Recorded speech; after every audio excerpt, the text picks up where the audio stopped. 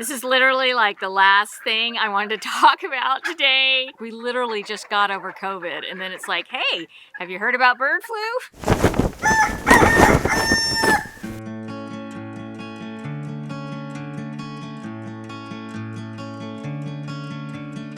Hey guys, welcome to Chickenlandia. I am a backyard chicken educator here in the Pacific Northwest, but you can call me the president of Chickenlandia. So I've been getting a lot of messages from people who are very panicked about avian influenza, and I totally understand that. The first thing I want you to know is that bird flu jumping to humans and infecting them is something that is very rare. It's extremely rare. Okay, so I don't want you to be worrying about that. The reason why the United States and other countries get very concerned about it is because it can very much negatively affect the poultry industry. And of course, it can also affect us as those with backyard flocks.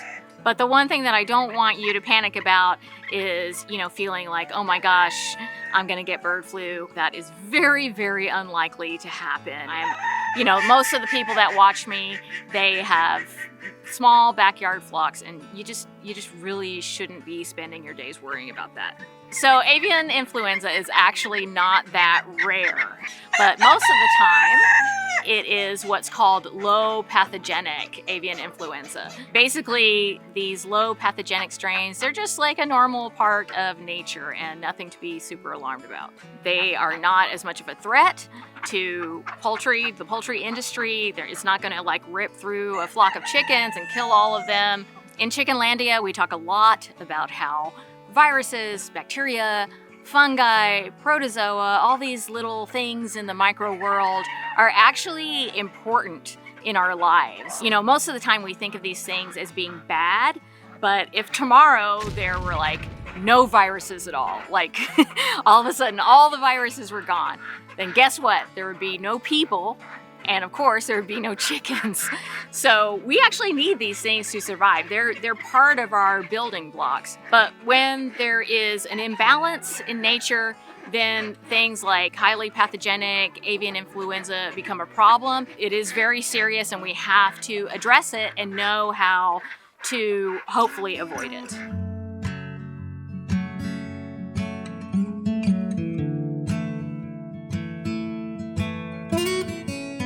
So the main thing I want you to know is that this video is not about making you afraid. I want you to feel empowered, I want you to have information, and I want you to know that there are things that you can do, very simple things, to hopefully avoid any big problems with your flock concerning avian influenza. And right now, it's not like it's everywhere right now. There are some states that have been affected, and I am going to put a link in the description so that you can keep up with where the cases are, where the outbreaks are happening, and you can act accordingly. And I will always say, please follow the guidelines that are specific to your local area. If you're having an outbreak, you need to, just find out what it is that the local authorities want you to do and do that, okay? Right now, if there hasn't been an outbreak in your specific area and you're not getting different information about what you need to do, I really just want you to continue to care for your birds as you have been. And that should include keeping their coop relatively clean. It doesn't have to be sterile, but you want to keep it clean and have good husbandry practices. You want to make sure that your chickens have enough space, that they're not stressed out. You want to make sure they're getting the right nutrition for their stage of life so that they don't become vulnerable because they, are just not getting the right things that they need in order to live a healthy life. There might be some immune boosting practices that you've been doing. You can continue to do those. If you want to learn more about some things that you can do to keep your chickens healthy, I'm going to put a playlist in the description so that you can check out those videos.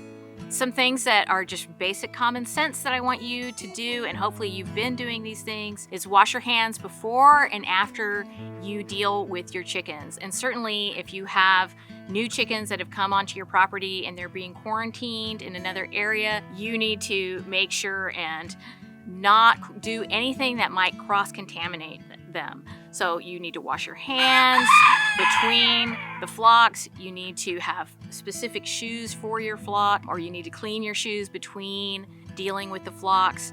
And I would not wear your shoes that you use dealing with your chickens and, go out into your community with those. You just keep those shoes specifically for your chicken yard and use those only when you're dealing with your chickens. Now, I don't want you to lose your mind doing this, but I think it's important right now, while we're in this situation, to reasonably limit wild bird access to your flock. Now, I am somebody that will always say your chickens belong outside, in nature. They are in contact with nature every day, and that's how they're supposed to live. But right now we're in a special circumstance where there is, an imbalance going on. So I think it would be reasonable to, if you have bird feeders, just move the wild bird feeders away from your flock so that your chickens don't have access to them. And if you have an enclosed run like this, it's much easier. I don't want you to worry about it that much unless there's like an outbreak right where you are, but just do the best you can and try not to encourage wild birds and other wildlife like rodents and stuff from getting into in and accessing your flock and possibly infecting them.